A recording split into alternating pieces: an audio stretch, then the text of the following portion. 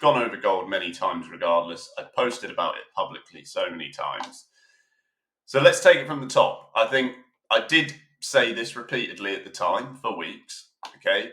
But this, or what you've seen on gold really, we've called it very well several times. And it's really why you need key risk management rules, key price action rules, and everything that, like I said, works with logic. If you go into markets with no logic and you're not one of those people who can string things together, then you will struggle. I mean, you don't necessarily have to be that person, but you just need guidance from someone who is that person, more or less. That's what was the case for me. So you previously broke this high. I've labeled all these areas because what happens is, once you hit these several times, they are resistance. In other words, some people like to call them areas of supply, okay? And I mainly stick to the wording of resistance. And in other words, these are areas where people have exited their former longs, okay? So when they took it long lower, places like this or wherever it was they bought, they exit higher up.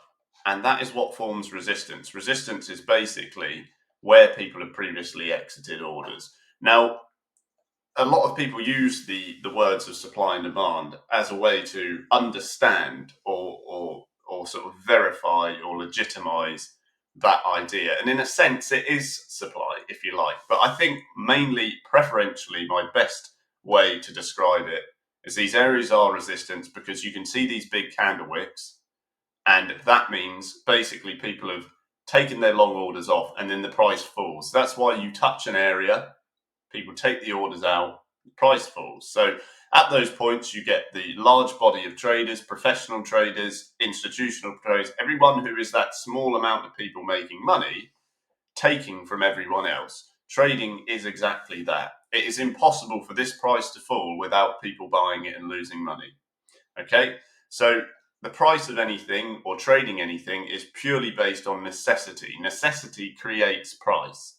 If you're more willing to buy something, you will end up paying a high price for it. For example, if you go to buy a car at a garage, let's say, and you walk in at a garage actually tried to do this to me the other day when I bought a new car, believe it or not. And you just have to play it cool, okay, and just don't get involved. But imagine two people walk into a garage at the same time, and we'll keep it simple. Let's say there's a car for $10,000. They want to buy it, both of them do. Now, what that does is that creates necessity and demand. If it was one of them, the demand is much lower because you haven't got two people attacking the same price. So the situation then that the dealer who's selling the car is in is one where they're sitting saying, well, he wants to pay 10,000, she wants to pay 10,000. I'm going to do 11,000. And then they both say, yes, we'll pay 11,000. And then suddenly it's 12. Okay. It's necessity because the necessity for them grows because they want the car more. Okay. So at this point, the necessity ends because the traders who want to make money out of their orders they took have so much profit on the table that the necessity is gone. It's not a necessity to hold that long because they've got a good price for it. So they don't. Now, it becomes, for all the people losing money, a great necessity to buy because they're fearful and they think, or hopeful at least, they think the price is going to go higher. And people ask me this all the time. You get to these levels and they say, Will, why aren't you buying the highs? And it's exactly that. As a professional and someone with a professional eye who's looked at charts since I was a boy, I know the necessity isn't there for me. Like I said, I walked out the garage. It's the same thing. You need to walk out of the garage. Don't buy it. Okay? Now, what happened was you actually broke higher. There was a greater necessity for people to be long. So the price comes up. Now, I did mention to short it 2060, but I said with the caveat many times that it can go up higher. And that is why I don't trade with a stop loss. I trade very, very small sizes across a wide, diverse portfolio because that means any asset I'm trading individually within the swing of the market, i.e., since 2020, you've come down from 2060 or 80, $400 or so. $450 is your swing in price. So if you don't have a stop, but your size is small, you can normally survive that with all the gains you're taking, should you be accurate. And my hit rate is normally 85% plus. And that's purely based on technical analysis mostly.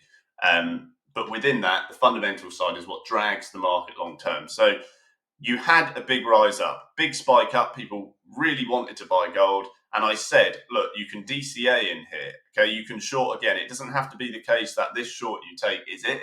That's it. That's not really how it needs to be. And you could have shorted again, because at that point, when the price does fall, you're out of both for gains. Both short 1 and short 2, DCA 1 and DCA 2, are profit trades. Okay. And because your size is so small, you can afford to DCA further, and the necessity is removed to panic. So that's why I called it short. You should have exited both of those for gains. I then said, you really want to take it long. I said about $2,000 you want to get it long. And again, you've come up another 2% and you should be out. Okay. So if you had it long, this for me is the time to kill it. You've got your money. You should take it. That's it. Okay, so you should be out of the short side and out of the long side. And this is what I call a brilliant hedge zone. Okay, the reason why I'm able to trade profitably is because I constantly hedge all assets all the time. And I collect those gains. That's effectively an artificial stop loss, all right? So my method has 160 videos and it has months and months of me teaching one-to-one. I'm also going to load, I'm going to start in January with another professional trader live on screen trading. You can get all this kind of stuff in this link underneath. It's right there. Don't forget to click it. I know there's many people in here. Go and check it out. And if you're serious, that's the way to go. Do press the boost if you are just coming in as well. It's just under the stream there or at the top right. Thanks to everyone for doing that. So just with gold, out of longs, out of shorts, you're fully in gains. I would refer to lower time frames. You've got minor resistance higher up.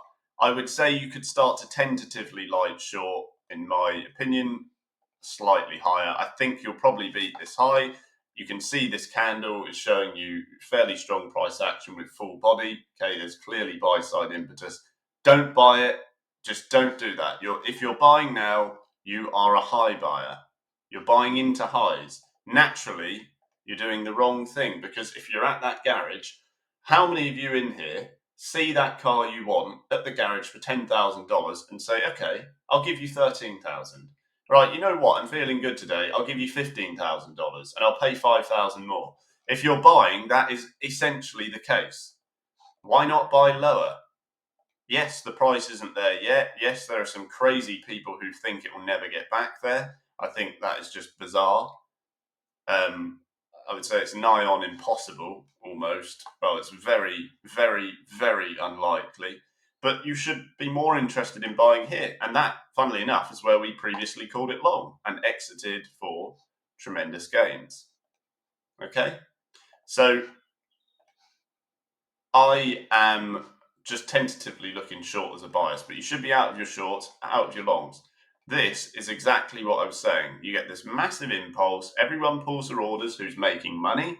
Everyone who loses money buys on the hype, and that's how it goes. It's the same with the US indexes now, which I'm going to discuss.